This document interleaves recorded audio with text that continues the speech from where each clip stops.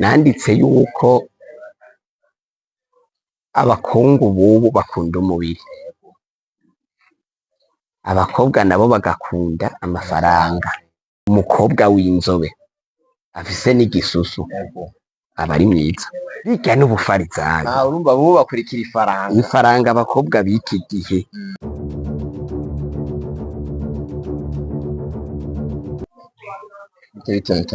Ni sawa, Meze neza. turashima. Mbona mvuye hano kure ndi kuraba kubaza utwazo.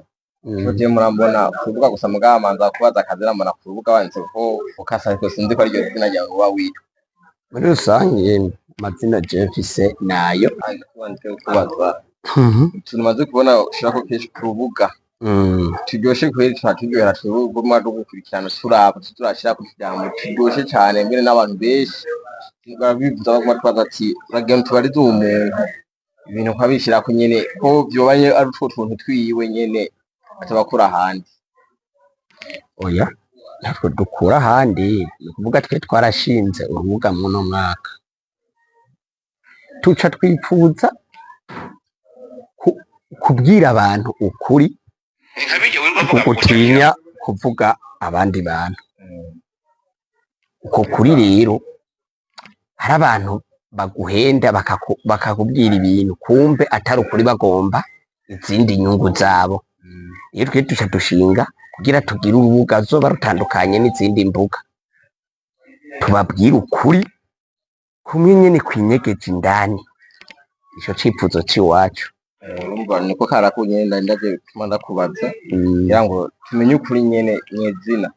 Urumva rero n'utuntu turyora cyane akambere kuko harako nshaka kubaza katuryoheye cyane. Aho bavuga yuko abahungu bubu bakunda umubiri n'abakobwa benshi bakunda bubu nyene bakunda amahera. Ikintu zakajambo karyoshe cyane ati kandi nico gituma inkundo zubu hari izukuri. Urumva umuntu yashaza kuraba nyene kugira ngo utubwire aho kantu. Izo nkundo zubu atari izukuri kwa cyane. Zitemewe. Ico uvuze urakoze cyane, reka ndaguha umuco. Nanditse yuko abakungu bubu bakunda umubiri, abakobwa nabo bagakunda amafaranga.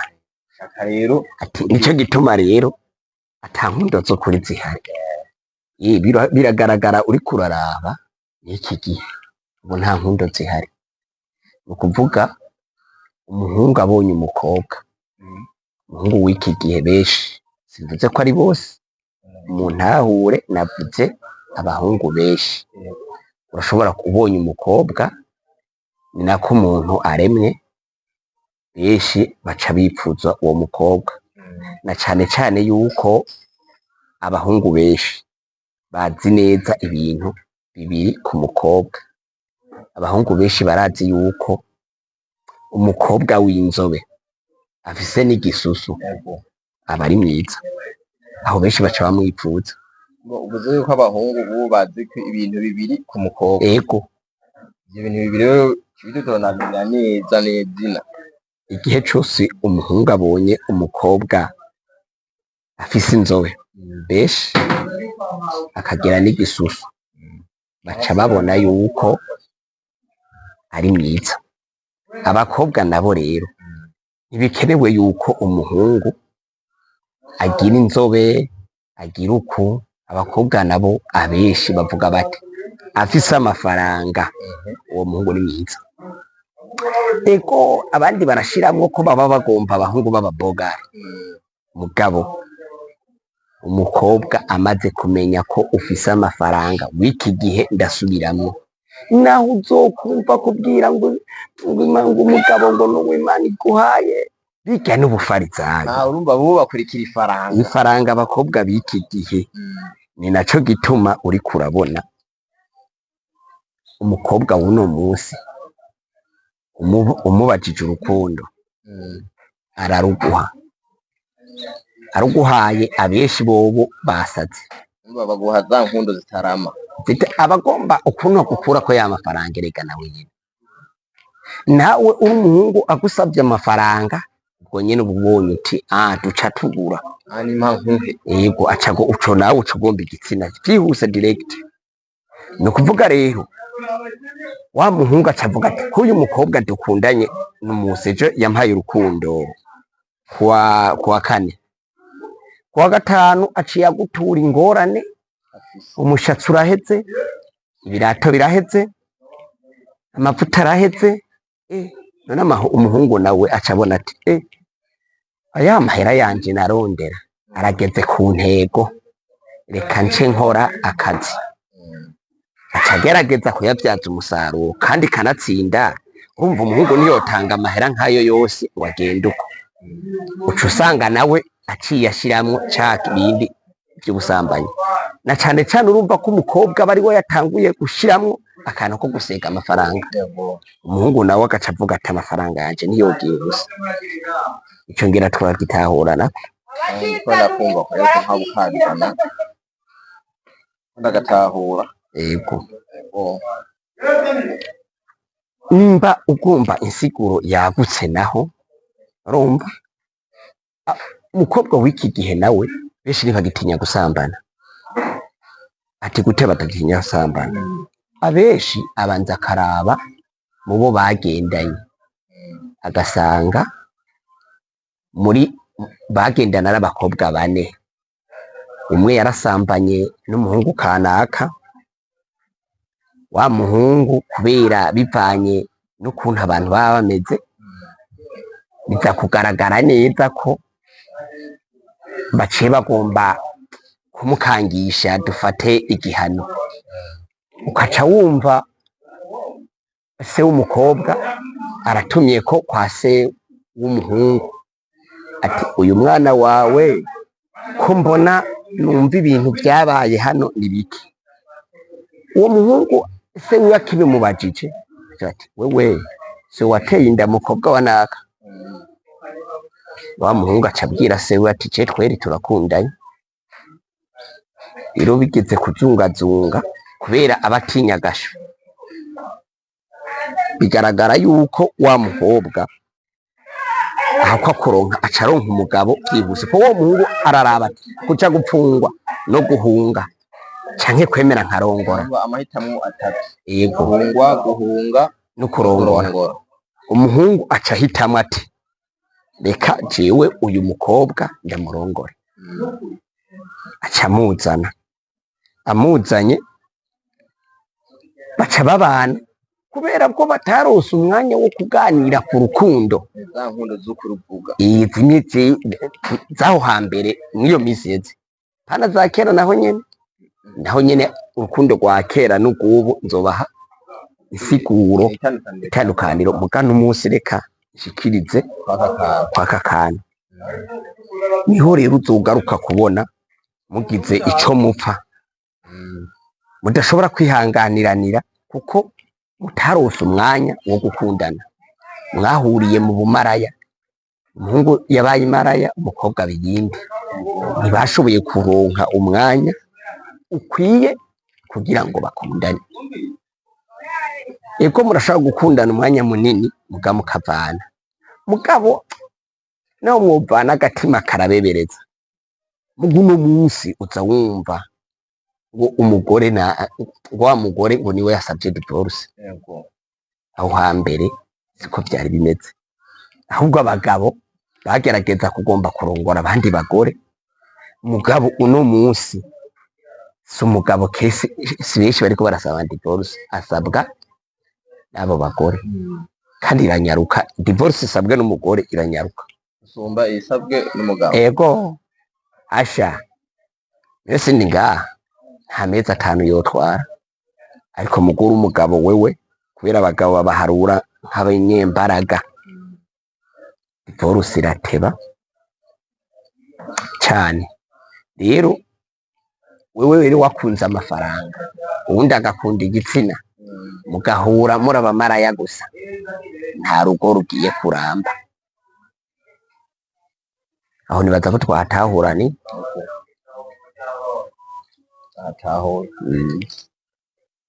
arakantu woba wumva mu vyo mpora nandika katakunyuze neza.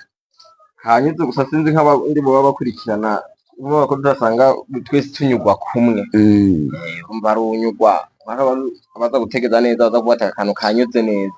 Nandi bavuga ati akantu usanga atakaze neza nkuko twese twari tugashaka kukumva. Umva ko twese ntituzare uraza ko n'umwarimu arigisha mw'ishuri mwese ntimutahure kumwe. Ego biraba ariko twe turi ngaha kugira tuzoze turababwira ukuri mu bintu vyinshi, haba mwabirya vyo mu nsengero, haba mwabirya wumva bariko barakubwira, kuko nkajya mu rusengero ururimwo urashobora kumva akajambo bacishijemo ku munsi w'ubugeni, ukumva uti hano hantu naho runo rusengero ndarusengamo. Ntawuhariraga mu rusengero sinzi ko urabibona. Utegeze ibyo bakubwiye birya bavuze uravyemanga. Uzokumva ari akantu je nabonye k'ikinyoma mu nsengero zose. Nk'akahe gawaje ku munsi w'ubugeni uza wumva ari pasiteri, ari patiri, ngira n'abashehe bagahindukiza abageni iyo bibaye ngombwa bakayerekana nguyu mukohungu ngo niwe mukobwa yabonye ngo mwiza ngo mubaraha kw'isi bose ngo yashimye ngo gusumba abandi.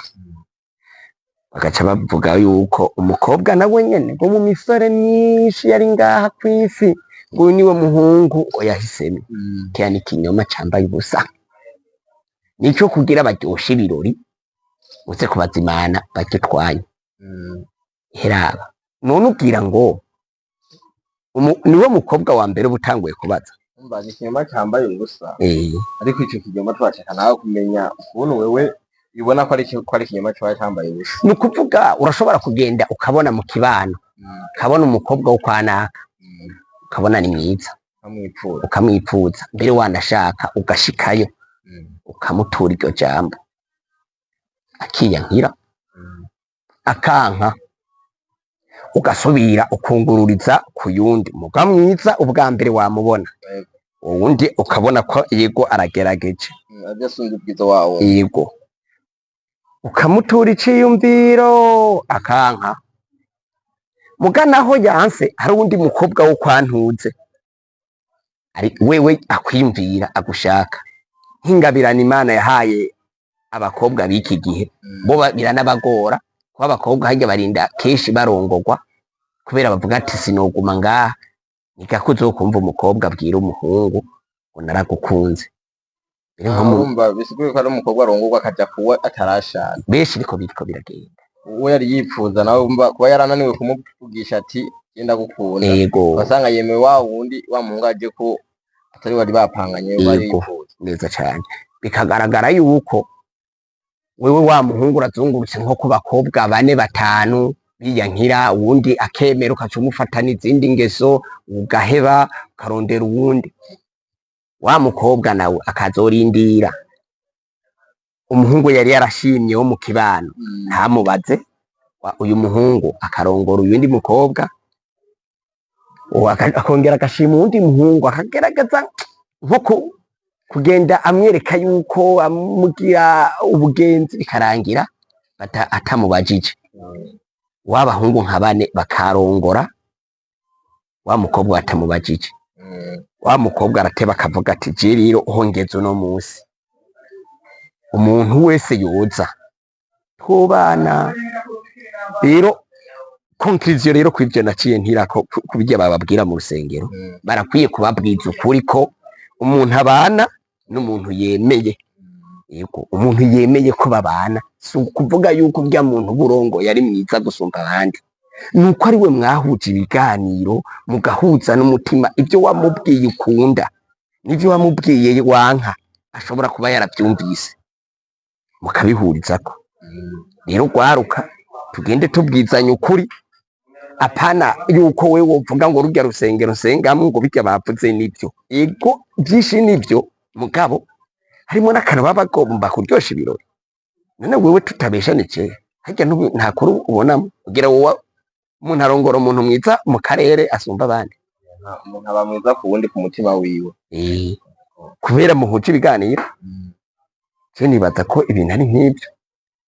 ivyo mutazoba mwatahuye muzoze kumbaza, tuzogaruka tubwibarize ko tubona ushira kudukuru twishi twinshi ndifuza nyene kukubaza kandi cane twishi rwose. Yego natwe kwa kambere duhayemwo inyishu ivyo tuza kubona uko gutuma tubona duza turyoshe umva hari n'umuntu yikoko yigira avuga ati reka je nkene tuza kuyagana urya muntu kugira ngo turabe ukuntu ubuzima busanzwe nubwo ubuzima bwo kuzarandika akoresha bya byo kwandika unaho turabe tuvugane amaso mu yandi tuvuga ati inkuru ziwe zimeze gute na gute n'ukuntu bifashe ubuzima.